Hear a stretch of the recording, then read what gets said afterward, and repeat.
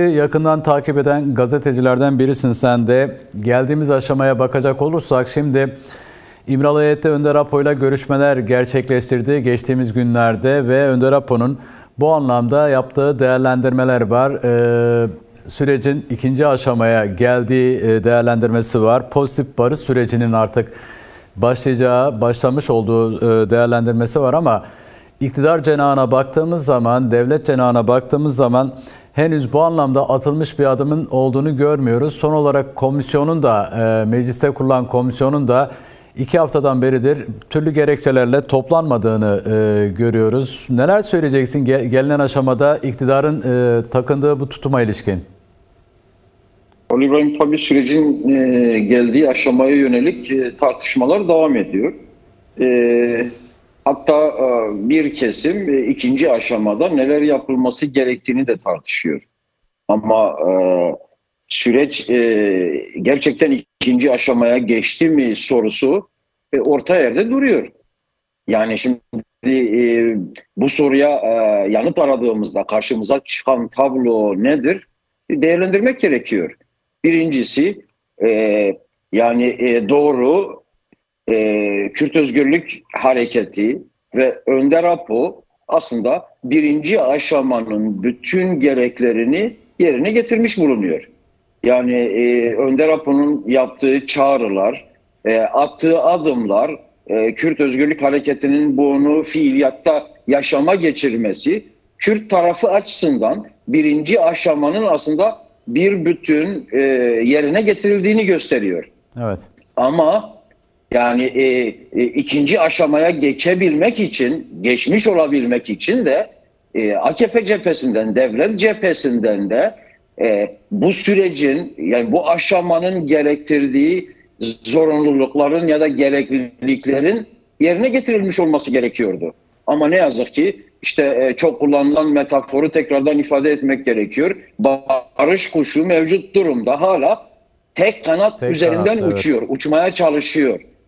Bir tarafın çabalarıyla yoluna devam ediyor.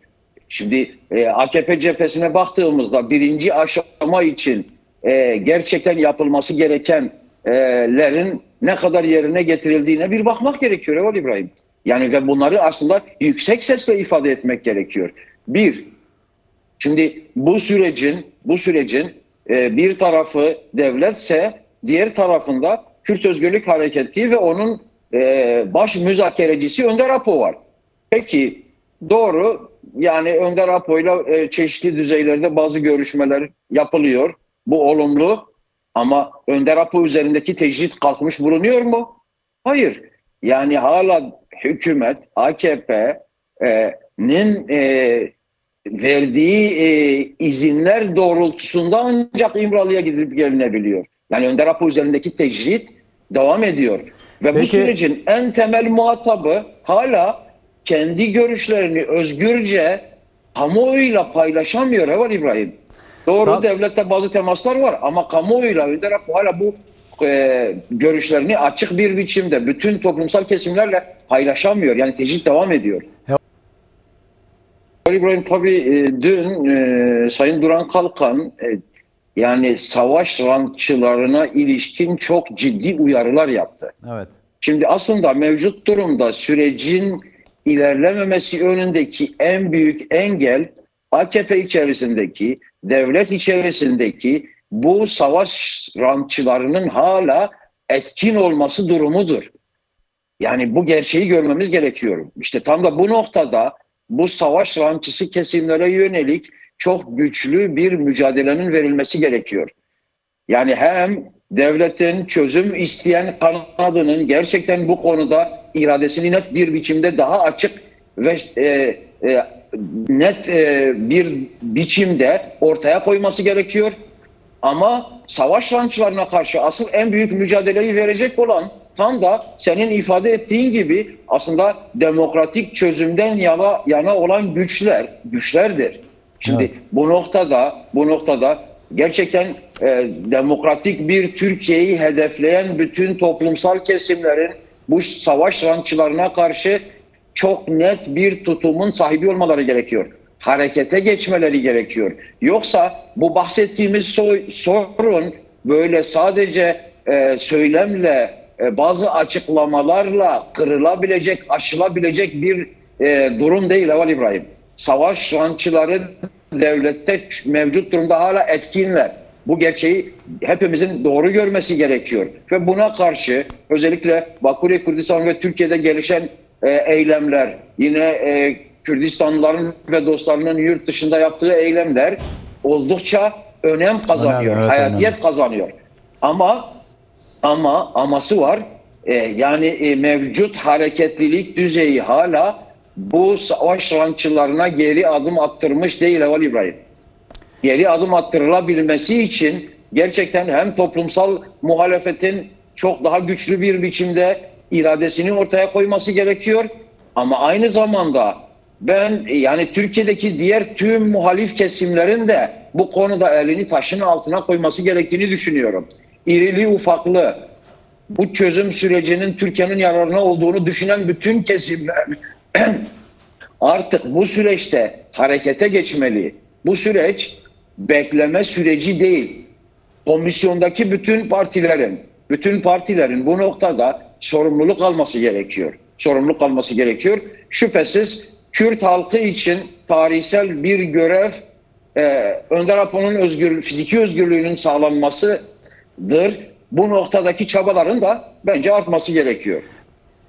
İbrahim, Önder Apo'ya yönelik tutum aslında Türkiye'de demokrasiye yönelik tutumdur. Yani şimdi Türkiye'deki mevcut durumda yaşanan bütün antidemokratik uygulamaların altında yatan temel gerçeklik İmralı'ya yönelik hukuksuzluk değil mi? Oradan başlamadı mı? Ondan önceki süreçte de şüphesiz Türkiye'de yani hukuksuzluklar vardı.